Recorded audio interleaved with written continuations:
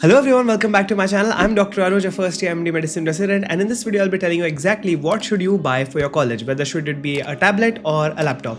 More specifically an iPad or a MacBook or any other laptop for that matter. So I've been an iPad user as well as a laptop user for a long time, and I think deciding where you want to spend your money on before you buy something can save you a lot of time, effort and energy in the future, as this is a very big decision for any student to make, as usually these accessories cost in several thousands. Just to take an example, starting iPad costs around 24,000 and a starting laptop can easily cost around 30 to 40,000. So watch this video till the end to make an informed decision on what to buy when you actually want to buy something. So let's start first and see what kind of a student you actually are. If you're a student who requires some hard and raw computing power, like a coding student, a mathematics student, or even somebody who is a researcher, you definitely need a laptop. If you're somebody who is more reliant into consuming content, like if you're a medical student, if you want to watch videos, if you want to solve questions, that can be done either on a laptop or on an iPad. So the first step is figuring out what kind of a student you are. You might have a small idea as to what you want, but let's start first with the tablet. In our discussion, I'll be referring to tablet as iPad because that's the only tablet which I recommend you buy at the moment. So let's talk about the pros of an iPad. Who should be the one buying it? Number one, most important thing that an iPad offers to you is portability and convenience. That means you can carry it around anywhere you go, whether it be your classrooms, your library, even when you're traveling around the campus, you can have it with you all times inside your bag. It is not going to weigh anything. This is my iPad and I have been using this since 2021 and 2022, I guess, and I have always used it. I've always carried it around with me, and because of its portability, I was able to use it anywhere I want. It might be in the wards where I want to take down notes where I'm writing my cases, or it might be in the classes where I'm taking down notes as the professor speaks. So that is the most beautiful thing about an iPad, that it is extremely portable, and that is one of the biggest selling points of it.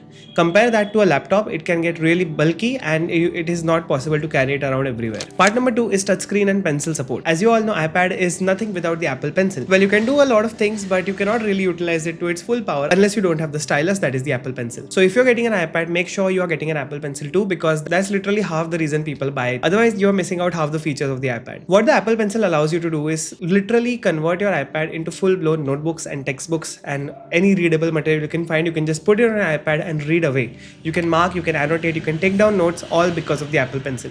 And the amazing part is that the Apple Pencil is so fluid, so responsive, that whenever you're writing, it literally feels like you're writing on paper. And whatever you are writing is automatically being saved, it is automatically being backed up so that you can never lose it. And guess what? Now that the Apple ecosystem is evolving and search results are getting better each day, you can also search through your handwritten notes to find out something that you have written before. For example, there's this app called Good Notes, and even if I've written something down with my own handwriting, I can search the Good Notes app to find out where that exact word is written in my own handwriting page. So that's pretty awesome. If you want to do the same thing with a laptop, you have to take down notes using a keyboard. And for the most part, I don't see students using the keyboard in their wards, in their classes anytime soon. Mostly it's going to be Apple Pencil with an iPad that the students are going to be using for taking down notes. Next is the display quality. So with the portability, if you have a good display quality, that means you can literally read on the go. That means it's bright when it's sunny outside, so you can even sit outside and read if you want to do that. And more importantly, if you have some image-based subjects like we do, for example, medicine, you have a lot of chest x-rays that we have to see, you have to see a lot of ECGs.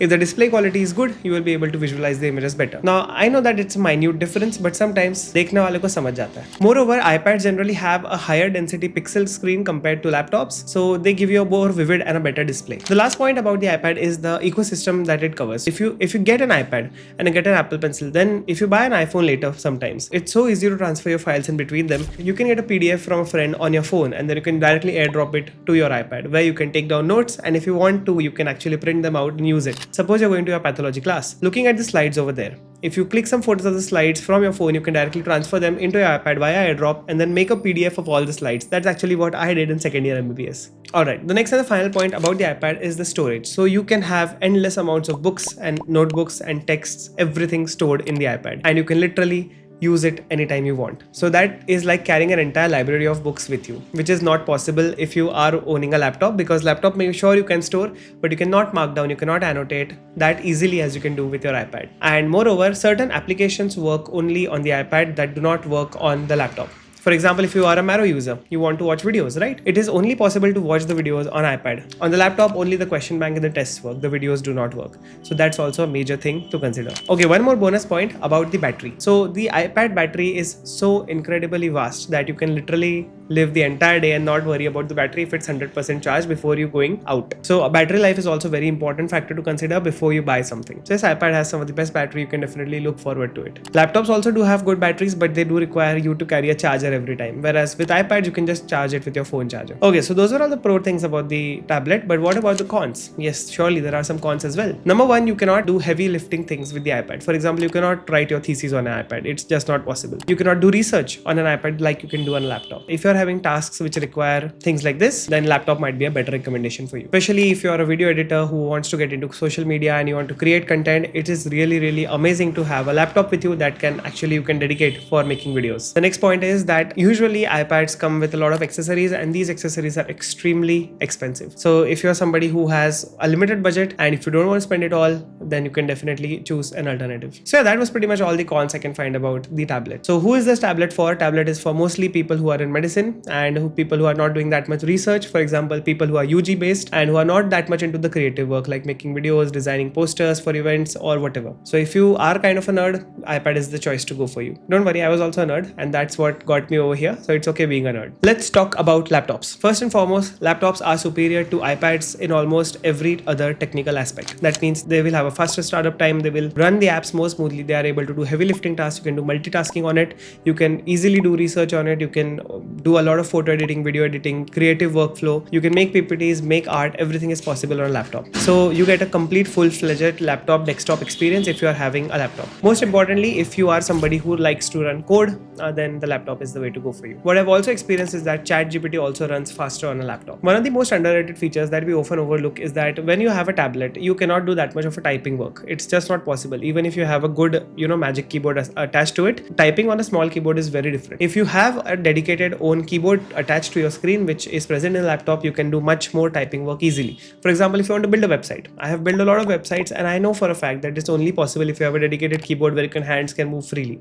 If you want to edit videos, you should have a keyboard which is nice and good so that you can use the shortcuts, you can use your keys very fast and make the videos faster. Next, for complicated tasks, for example, transferring a lot of video files here and there, to taking meetings, to taking online classes, always better to go with a laptop. Some of the ways in which I use my laptop, which is the MacBook M4, is to make videos such as this one, to edit videos such as this one, to make thumbnails for the videos, to take meetings, to organize my life, to make my thesis, to write presentations, to make PPTs. Everything is done using my laptop. But as a PG student, I feel a lot of the heavy tasks are needed to be done very fast, and that is only possible with my laptop. Nowadays, I prefer to read books on my laptop than on my iPad because I can just take screenshots and I do not have the time to underline and annotate everything. So if you're an engineer, if you're a coder, if you're somebody with creative mindset, if you are somebody who needs heavy lifting done, a laptop is the way to go for you. What are some of the cons for the laptop? Like the iPad, there are of course cons for the laptop as well. The number one part is that a lot of laptops don't have such good battery life. So without a good battery life, you're really going to have a hard time with it. So constantly needing to charge the battery, constantly running around with the charger here and there, constantly needing to plug it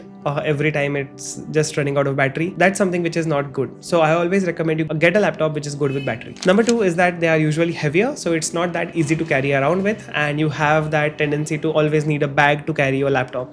So that again becomes a big thing for you. So yeah, those were pretty much all the cons about the laptops which I can find. So overall, here is a summary viewpoint. iPad is good for portability, for creative things like making and drawing, for creating things like notes and annotations, and also for having a good battery life and running the applications that you want. Whereas the laptop is really good with strong interface as well as multitasking, a lot of compatibility with different programs and applications, and it is really good for people doing heavy tasks. I've got a list of all the options that you can buy with different price range depending on the laptop. So for laptops under 40,000, we have got Samsung Galaxy Book 4, Asus VivoBook Go 15. For 40 to 60,000, it's got Asus Swift Go 14 and Asus VivoBook 15. For 60 to 90k, I would definitely go with the MacBook. Above 90k to 1,20,000, we've got MacBook Air, as well as Acer Swift Go 14 and Dell Inspiron 7440 Plus. More than 1.2 lakh, definitely it's the MacBook that you have to go for. Let's talk about iPads. Under 35,000, you will get iPad 10th generation with Wi-Fi, and you can pair it with the Apple Pencil USB-C type. 35 to 60k, you can get an iPad Air 11 M2. 90k to 1,20,000, an iPad Pro. And if you have more money than that, you can get an iPad as well as a MacBook at the same time. So yes, those were all my suggestions for people who are entering to college. Make sure you don't waste your money. Make sure you do proper research, and I hope this video helped you out. If you did, make sure to hit the thumbs up button and give your support on this video, and subscribe to the channel if you are not already a subscriber. For more videos like this one, keep watching Dr. Anuj Pachhel. Alright, I'll see you in the next one. Bye.